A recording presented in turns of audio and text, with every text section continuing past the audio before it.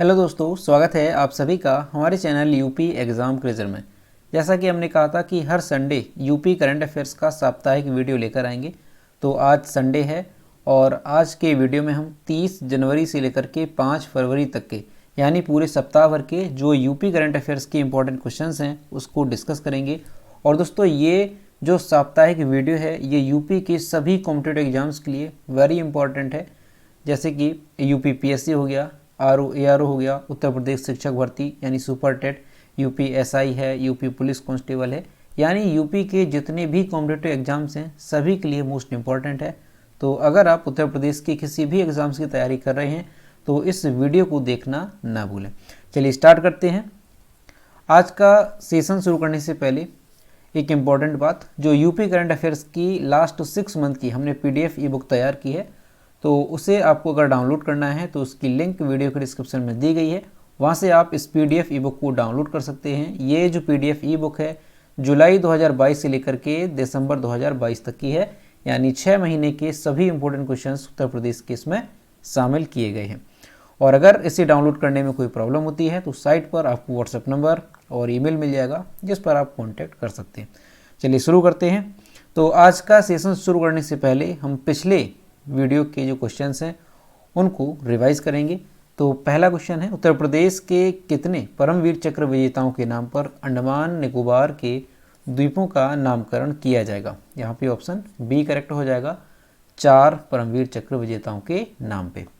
अगला है, हाल ही में उत्तर प्रदेश के पूर्व मुख्यमंत्री मुलायम सिंह यादव को किस अवार्ड के लिए चुना गया?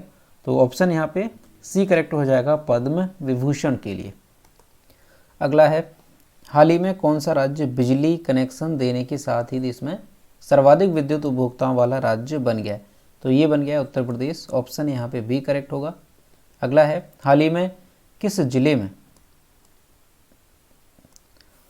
जिले में ऐतिहासिक कालिंजर दुर्ग के कोटि तीर्थ सरोवर की दीवार से शिवलिंग, गणेश, भगवान विष्णु, माँ लक्ष्मी समेत अनेक देवी देवताओं की प्राचीन मूर्तियां मलबे से निकली हैं?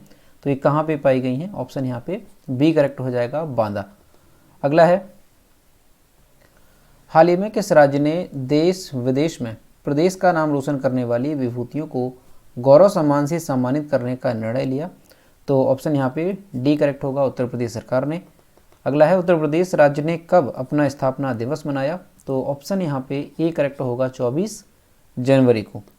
अगला है, प्रकृति और पक्षी महोत्सव के 7वें संस्करण की मेजबानी कौन सा राज्य करेगा? तो ये करेगा यूपी। और इसने ये जो 7वां संस्करण है कब से कब तक आयोजित किया गया था? तो वो भी आपको ध्यान रखना है, 1 से लेकर के 3 फरवरी 2023 को ये आयोजित किया गया। कहाँ पे? तो उत्तर प्रदेश महोबा जिले में ये किया गया। तो दोस्तों, ये पिछले वीडियो के क्वेश्चन थे जो कि हमने रिवीजन किए। अब हम स्टार्ट करते हैं आज का सेशन। आज का पहला क्वेश्चन है, 74वें गणतंत्र दिवस परेड में उत्तर प्रदेश की झांकी किस स्थान पर रही? ऑप्शन यहाँ पे सी करेक्ट हो जाएगा, तीसरे स्थान पर रही है उत्तर प्रदेश की झांकी। दोस्तों, दिल्ली में कर्तव्य पथ, याद होगा आपको, जो दिल्ली का राजपथ मार्ग था उसका नाम चेंज करके कर्तव्य पथ किया गया। तो कर्तव्य पथ पर 74वें गणतंत्र दिवस के अवसर पर जो है सभी राज्यों की झांकियाँ प्रस्तुत की गई। इनमें से जो सबसे अच्छी झांकी रही है, यानी कि पहला स्थान मिला है, वो किस राज्य की झांकी को मिला है? तो वो ध्यान रखेंगे, उत्तराखंड की झांकी को पहला स्थान मिला है। ठीक है, सर्वश्रेष्ठ प्रदर्शन करने के मामले में जो उत्तराखंड की झांकी रही वो पहले स्थान पर रही और इसे प्रथम पुरस्कार दिया गया। वहीं अगर हम बात करें दूसरे स्थान पर, तो दूसरे स्थान पर रही है महाराष्ट्र की झांकी और तीसरे स्थान पर रही है उत्तर प्रदेश की झांकी। अब ये जो झांकी उत्तराखंड की है जिसको पहला स्थान मिला है, ये जो झांकी है वो किस थीम पर आधारित थी? तो वो ध्यान रखेंगे, उत्तराखंड की जो झांकी है वो थीम और उसका जो टाइटल है वो क्या रहा? तो मंदिर माला मिशन के अंतर्गत मानस खंड, ये इसकी थीम थी उत्तराखंड की झांकी की। अब हम बात करें महाराष्ट्र की और उत्तर प्रदेश की झांकी किस थीम पर आधारित थी? तो महाराष्ट्र की झांकी आज़ादी के अमृत महोत्सव और नारी शक्ति पर आधारित थी, आज़ादी के अमृत महोत्सव और नारी शक्ति पर। और जो उत्तर प्रदेश की झांकी है वो अयोध्या में दीपोत्सव को दिखाया गया है। तो जो उत्तर प्रदेश की झांकी रही वो किस पर थी आधारित? तो अयोध्या के दीपोत्सव पर ये आधारित थी। तो ये बात यहाँ से याद रखना है आपको कि जो 74वां गणतंत्र दिवस समारोह रहा, उसमें किस राज्य की झांकी जो है सर्वश्रेष्ठ रही, तो वो रही है उत्तराखंड की। पहले स्थान पर है, इसको प्रथम पुरस्कार दिया गया। दूसरे स्थान पर है महाराष्ट्र की और तीसरे स्थान पर है उत्तर प्रदेश की। अगला है, इनमें से किस राज्य सरकार ने हाल ही में समग्र शिक्षा अभियान शुरू किया? तो जो समग्र शिक्षा अभियान है ये शुरू किया गया है उत्तर प्रदेश में। ऑप्शन यहाँ पे ए करेक्ट हो जाएगा। दोस्तों यूपी सरकार ने समग्र शिक्षा अभियान शुरू किया है। अब ये जो समग्र शिक्षा अभियान है तो इसका उद्देश्य क्या है, किस लिए इसको शुरू किया गया है? तो इसका उद्देश्य वंचित वर्ग की बेटियों को सक्षम और आत्मनिर्भर बनाना है, ये इसका उद्देश्य है। समग्र शिक्षा अभियान उत्तर प्रदेश में 746 कस्तूरबा गांधी आवासीय बालिका विद्यालयों में लड़कियों की सुरक्षा के लिए आरोहिणी पहल प्रशिक्षण कार्यक्रम के तहत काम करेगा। तो ये चीज़ ध्यान रखनी है कि यूपी में अभी जो है कौन सा अभियान शुरू किया गया, तो समग्र शिक्षा अभियान। उद्देश्य क्या है, तो वंचित वर्ग की जो बेटियां हैं उनको सक्षम और आत्मनिर्भर बनाना इस अभियान का उद्देश्य है। ठीक है, तो इस चीज़ को ध्यान रखेंगे आप। किस राज्य से संबंधित है? उत्तर प्रदेश से। अगला है, हाल ही में उत्तर प्रदेश कितने लाख से अधिक नल कनेक्शन के साथ देश के शीर्ष 4 राज्यों में शामिल हो गया? ऑप्शन यहाँ पे डी करेक्ट हो जाएगा, 75 लाख। दोस्तों 31 जनवरी 2023 को ये जानकारी मिली है मीडिया के माध्यम से कि जो उत्तर प्रदेश है वो 75 लाख से अधिक नल कनेक्शन देने वाले 4 राज्यों में शामिल हो गया। अब यूपी में जो है इस उपलब्धि को नमामि गंगे एवं ग्रामीण जलापूर्ति विभाग ने हर घर जल 75 लाख नल यानी कि हर घर जल 75 लाख नल समारोह के रूप में उत्साह के साथ मनाया।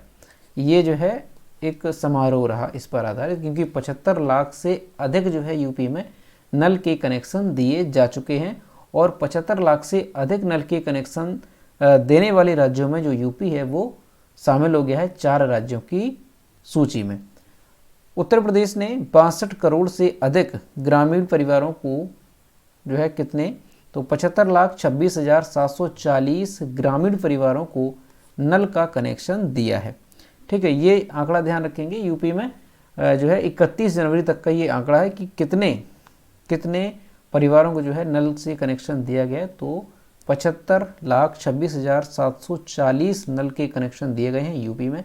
अब यूपी से जो आगे राज्य हैं वो कौन कौन से हैं, तो यूपी से आगे बिहार है और बिहार में 1.58 करोड़ से अधिक नल के कनेक्शन दिए गए। इसके बाद महाराष्ट्र है जहां पर 1.06 करोड़ नल कनेक्शन। ठीक है, ध्यान रखना है महाराष्ट्र सबसे पहले स्थान पर कौन सा है, बिहार है, दूसरे पर है महाराष्ट्र और तीसरे नंबर पर आता है गुजरात जहां पर 91 लाख से अधिक नल के कनेक्शन दिए जा चुके हैं। और चौथे स्थान पर उत्तर प्रदेश आ गया है जहां पर 75 लाख से अधिक नल के कनेक्शन दिए जा चुके हैं। तो ये ध्यान रखना है आपको, 4 राज्य हैं जो कि 75 लाख से अधिक नल कनेक्शन देने वाले हैं। ठीक है, तो ध्यान रखेंगे यहाँ पे। अगला है, उत्तर प्रदेश में कितने उत्पादों को जीआई टैग दिलाने की कवायद शुरू की गई है? ऑप्शन यहाँ पे बी करेक्ट होगा, 21 उत्पादों को। दोस्तों यूपी सरकार जो है 21 कृषि उत्पादों को जीआई टैग दिलवाने के लिए काम चालू कर दिया गया और इसमें से कुछ मिलेट उत्पाद भी शामिल हैं। ठीक है, कितने उत्पाद हैं, तो ध्यान रखना है 21 उत्पाद हैं जिनको जीआई टैग दिलाने की जो कवायद है वो प्रदेश सरकार के द्वारा शुरू की गई है। ठीक है, उत्तर प्रदेश में एक कमेटी बनाई गई है और उसमें से जो कमेटी है उसने 21 उत्पादों को चयनित किया है और ये जो 21 उत्पाद हैं इनको जीआई टैग दिलाया जाएगा। अब ये जो 21 उत्पाद हैं तो उनमें से जो प्रमुख उत्पाद हैं वो कौन कौन से हैं, तो लखनऊ की रेवड़ी हो गई, बाराबंकी रामपुर का मैथा है, गोरखपुर का पनियाला है, गोठा का गुड़, मऊ का बैगन है, आगरा का पेठा है, मथुरा का पेड़ा है, खुर्जा का खुरचन, मेरठ का गजक है, बुंदेलखंड की अरहर दाल है, हाथरस का गुलाब जल है, गुलकंद है, बलिया का बोरो धान और संडीला का लड्डू, एटा की चिकोरी, फरुखाबाद का फुलवा आलू और फतेहपुर का मालवा पेड़ा और सोनभद्र का चिरौंजी इसमें शामिल है। यानी कि जो 21 कृषि उत्पादों को शामिल किया गया है प्रदेश सरकार के द्वारा, तो ये उनमें से आप उत्पाद देख सकते हैं और इनको जो है अब जीआई टैग दिलाया जाएगा। ठीक है, तो ध्यान रखेंगे 21 उत्पादों को। और जीआई टैग क्या होता है तो उसके बारे में आप लोगों को कई बार बताया कि जो जीआई टैग है इसका फुल फॉर्म होता है जियोग्राफिकल इंडिकेशन, जीआई का। और ये जो टैग है ये उन उत्पादों को दिया जाता है जो कि किसी क्षेत्र विशेष में फेमस होते हैं, ठीक है। और इसमें जो जीआई टैग है ये देता कौन है, तो ये आप लोग ध्यान रखना है, भारत सरकार के द्वारा वाणिज्य और उद्योग मंत्रालय के तहत ये प्रदान किए जाते हैं, ठीक है। और एक बार किसी भी उत्पाद को जीआई टैग दिया जाता है तो वो कितने वर्षों तक मान्य होता है, तो वो भी ध्यान रखेंगे, 10 वर्षों तक वो मान्य होता है। और भारत में सबसे पहले जो जीआई टैग है वो किसको दिया गया था, तो दार्जिलिंग की चाय, ध्यान रखेंगे दार्जिलिंग की चाय है जिसको भारत में पहली बार जीआई टैग दिया गया था। कब दिया गया था, तो 2004 में ये जीआई टैग दिया गया था, ठीक है। तो ये जो प्रमुख बातें हैं ध्यान रखनी है आपको जीआई टैग से। अगला है केंद्रीय शिक्षा मंत्रालय द्वारा जारी अखिल भारतीय सर्वेक्षण 2020-21 के अनुसार किस राज्य में सबसे ज़्यादा कॉलेज है, तो यहाँ पे ऑप्शन डी करेक्ट हो जाएगा, उत्तर प्रदेश में। दोस्तों हाल ही में केंद्रीय शिक्षा मंत्रालय ने उच्च शिक्षा पर अखिल भारतीय सर्वेक्षण 2020-2021 एक रिपोर्ट जारी की है। इस रिपोर्ट के अनुसार ये बताया गया है कि किस राज्य में कितने कॉलेज हैं। तो उस मामले में अगर देखा जाए जो उत्तर प्रदेश है ये पहले स्थान पर आता है, यहाँ पर सबसे ज़्यादा कॉलेज हैं। इसके बाद महाराष्ट्र आता है और इसके बाद कर्नाटक का नंबर आता है। उत्तर प्रदेश में कितने कॉलेज हैं, तो 8114 कॉलेज हैं उत्तर प्रदेश में, और प्रत्येक 1 लाख की आबादी पर यहाँ पर 32 कॉलेज हैं। इसी तरह से जो दूसरे स्थान पर है वो कौन सा राज्य है, तो दूसरे स्थान पर है महाराष्ट्र, जहाँ पर 4532 कॉलेज हैं और प्रति लाख आबादी पर 34 कॉलेज हैं। तीसरे नंबर पर आता है कर्नाटक, जहाँ पर 4233 कॉलेज हैं और प्रति 1 लाख की जनसंख्या पर अगर देखा जाए तो 62 कॉलेज यहाँ पे होते हैं। तो ये यहाँ से ध्यान रखना है कि सबसे ज़्यादा जो कॉलेज हैं वो किस राज्य में है, तो वो हैं उत्तर प्रदेश में। कितने कॉलेज हैं यहाँ पे, तो 8114 कॉलेज यूपी में। और किसके द्वारा ये आंकड़े जारी किए गए हैं, तो केंद्रीय शिक्षा मंत्रालय ने ये रिपोर्ट जारी की है, अखिल भारतीय सर्वेक्षण। अगला है हाल ही में T20 इंटरनेशनल इतिहास में टीम इंडिया के लिए सबसे ज़्यादा विकेट लेने वाले गेंदबाज कौन बने, तो ये बन गए हैं युजवेंद्र चहल। ऑप्शन यहाँ पे ए करेक्ट हो जाएगा और यहाँ पे आप इनकी इमेज देख सकते हैं। दोस्तों जो युजवेंद्र चहल हैं ये 29 जनवरी 2023 को T20 इंटरनेशनल क्रिकेट इतिहास में टीम इंडिया के लिए सबसे ज़्यादा विकेट लेने वाले गेंदबाज बन गए। अब ये हमारे यूपी से संबंधित क्या है, तो ये जो रिकॉर्ड बना है युजवेंद्र चहल का वो कहाँ पे बना है, वो उत्तर प्रदेश के लखनऊ में बना है। दरअसल लखनऊ उत्तर प्रदेश में न्यूजीलैंड के खिलाफ ये T20 इंटरनेशनल मैच हुआ और उसी दौरान ये कीर्तिमान बना है। चहल ने 75 मैचों में 91 विकेट लिए, जबकि इसके पहले जो रिकॉर्ड था वो भुवनेश्वर कुमार के नाम पे था, जिन्होंने 87 T20 इंटरनेशनल मैच में 90 विकेट लिए हैं और ये दूसरे नंबर पर आ गए हैं। इस सूची में तीसरे गेंदबाज कौन है, तो 72 विकेट के साथ रविचंद्रन अश्विन इसमें तीसरे स्थान पर आते हैं। तो ध्यान रखेंगे आप इनका नाम युजवेंद्र चहल, जो कि टीम इंडिया के लिए सबसे ज़्यादा विकेट लेने वाले गेंदबाज बन गए हैं T20 इंटरनेशनल क्रिकेट में। और ये रिकॉर्ड कहाँ पे बना, तो लखनऊ में ये रिकॉर्ड बना जहाँ पे ये मैच हुआ था। अगला है हाल ही में किसने उत्तर प्रदेश में वीज़ा एप्लीकेशन सेंटर का उद्घाटन किया, तो सीएम योगी आदित्यनाथ ने इसका उद्घाटन किया है। ऑप्शन यहाँ पे सी करेक्ट हो जाएगा। दोस्तों हाल ही में यूपी के जो मुख्यमंत्री हैं योगी आदित्यनाथ, इन्होंने इंदिरा गांधी प्रतिष्ठान में आयोजित कार्यक्रम में वीज़ा एप्लीकेशन सेंटर का उद्घाटन किया।